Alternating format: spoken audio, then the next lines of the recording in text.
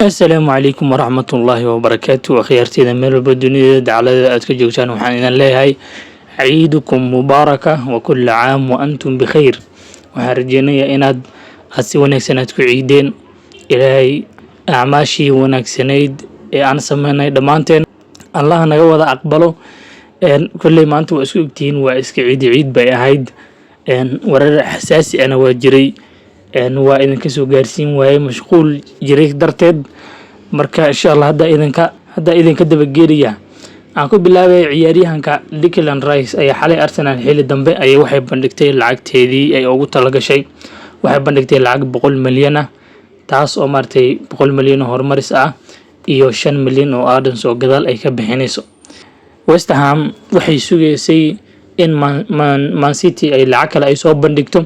hase ahaatee Man City waa iskaga baxday waxay dhahday waxaan gacmahan ka taagtay 105 milyan Grealish baan 100 ka bixiyay ciyaaryahan kale 100 ka bixin maayo waa ka boodi marka Arsenal iyo hadda waxa isku haray West Ham wararka waa wada socdaan ayaa leeyahay Arsenal iyo West Ham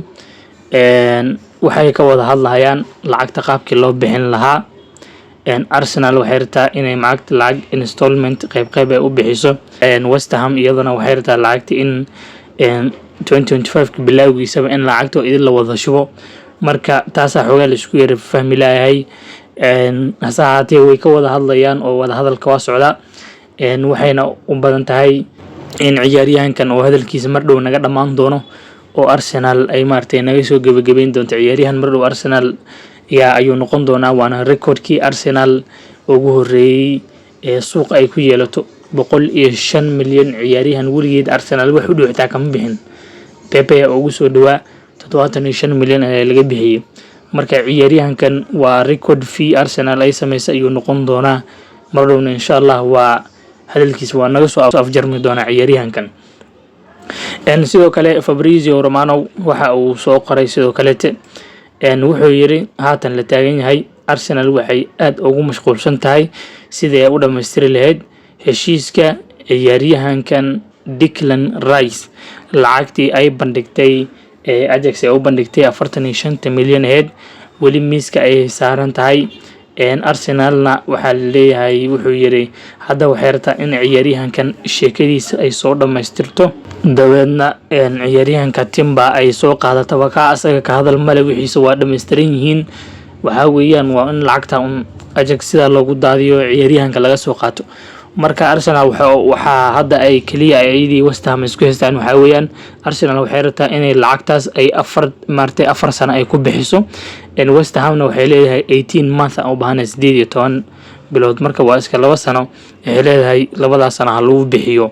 waxyar dhiman weeyaan 2 sano waxyar dhiman 2 sano ayaan lacagta dhan in loogu bixiyo rabaa hase ahaatee waxa wuxuu leeyahay it's very close confidence since yesterday Arsenal aad bay maartay oo u aaminsan yihiin oo ugu kalsooni oo qaban in ciyaaryahanka keeni rabaan ay keeni karaan marka Jordan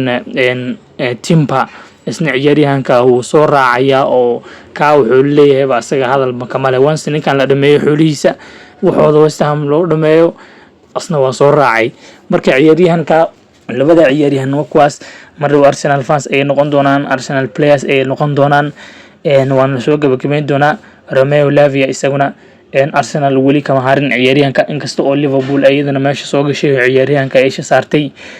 marka ma aqaan Arsenal inta ay heshiisyadan ku mashquulsantay in laga dul qaadi doono hase ahaatee waxa Arsenal mar hore ay ciyaaryahanka inta ay la fariisatay ku akhriyaan baa la yiri sida Declan Rice baa waxa la yiri intuu Arteta gurigiisa oo u wacay oo qado u sameeyay wuxuu yiri wariyaha meel kale ma aadi kartid sideedaba hadaa doonayso inaad wax noqoto Arsenal wax ku noqon kartaa marka ciyaaryahankana sidoo kale Arsenal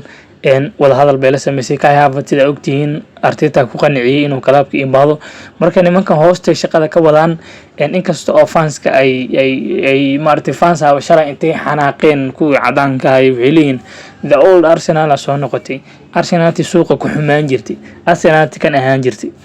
marka xalay waa yaabeen markay maqleen Arsenal 105 milyan bandhigtay waaba madaxay qabsadeen dhamaantood waa Arsenal 100 milyan bixinaysa hadana waa isgadiyeen oo fans moogtu waxaas lagu yaqaanay waxay dhigeen Arsenal anaga aan rabnay waatana tii aan ku riyoonay waatana Arsenal aan rabnay inay 100 milyan ay bixiso oo meel walba ay maartay iyada ugu horeyso marka kuwaasa akhyaaray warkeena maanta waa naga intaa ciyaaryahankan